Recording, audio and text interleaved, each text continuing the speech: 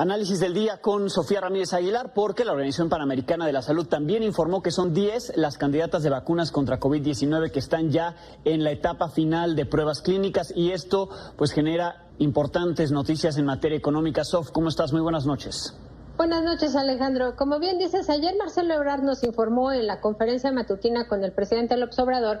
que había una serie de convenios de compra con un montón de casas, laboratorios y productores de vacunas en diferentes momentos de sus etapas, digamos, de valoración, lo cual en general pues ha marcado una tendencia positiva en la recuperación económica, sobre todo en los mercados que tienen que ver, por ejemplo, con los sectores más castigados por la pandemia, como son cines, centros comerciales, aerolíneas y demás. Pero también ha llegado a tener un impacto, digamos, en segunda derivada, por ejemplo, en las acciones energéticas o en los bancos, porque se prevé una reactivación, digamos, con muchísima más fuerza. Ahora, en particular, la vacuna de Pfizer y BioNTech es una gran noticia para el mundo, sí, pero solo, y probablemente no será solo el caso de México, si tienen los países la capacidad de refrigerio a una cadena de frío que esté entre menos 70 y menos 80 grados Celsius, para su distribución, y además con un registro de dosis, porque tienen que dar 2 dosis, digamos, en menos de 15 días. Entonces, en el caso de México, que insisto, no es el único, en la India hemos visto varias reacciones en estos días por parte de la autoridad sanitaria, que en los países donde hace más calor, y además, insisto, como México, donde ya se destruyeron las cadenas de distribución de medicamentos que había, digamos, hasta el 2019, un poco el temor es ese, que realmente reconstruir las capacidades de distribución, no se diga para las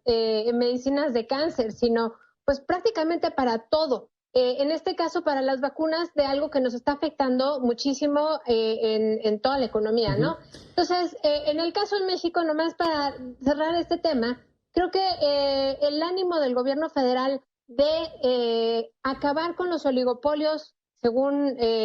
los dichos del propio gobierno federal, debieron haberse hecho a la par que se abría el mercado, y el acompañamiento de la ONU en las compras de medicinas no tendría que haber sido sustituto, digamos, para cerrar las cadenas de distribución. Y bueno, pues todo esto va a acabar por afectar ciertamente la pobre senda de crecimiento que ya veníamos observando. Sí. Digamos que el problema de distribución que tiene México actualmente de medicamentos se puede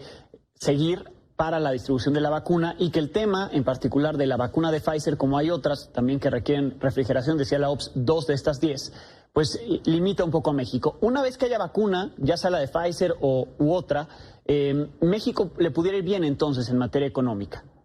Pues mira, en principio te diría yo que sí, salvo que la senda en la cual veníamos observando la economía, pues no venía para arriba, sino venía de bajada. Es decir, hay expectativas muy pesimistas de consumo y de producción, y las cifras de recuperación e inversión también son insuficientes. Entonces, solamente para darte un vistazo, por ejemplo, el INEGI dio a conocer la semana pasada el índice de confianza al consumidor y el índice de confianza empresarial, y en ambos casos venían marcados con un pesimismo muy indicativo, que además no había empezado, digamos, ahorita en la pandemia, sino que se refiere hasta principios de esta administración, es decir, desde el primer trimestre de 2019. Lo mismo pasa cuando uno se pone a ver las tasas de crecimiento trimestral del Producto Interno Bruto, te refieres a esos indicadores y ves que desde 2019 en tasas anuales veníamos ya con números negativos, por eso no sorprendió que 2019 cerráramos con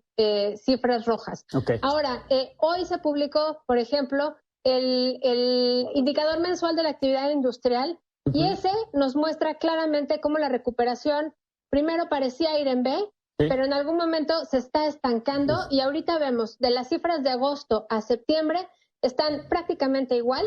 y entonces la recuperación, digamos, no es una L, porque sí tiene un piquito, pero es, digamos, en forma de raíz cuadrada. Entonces, bueno, pues no es necesariamente la mejor de las noticias que México no se vaya a ver tan beneficiado de la puesta en el mercado de las vacunas. Creo que los retos para el gobierno son mayúsculos, no solo en materia económica, sino en materia de salud pública, y la distribución esperemos que la puedan recuperar pronto. Complicado. Gracias, Sof.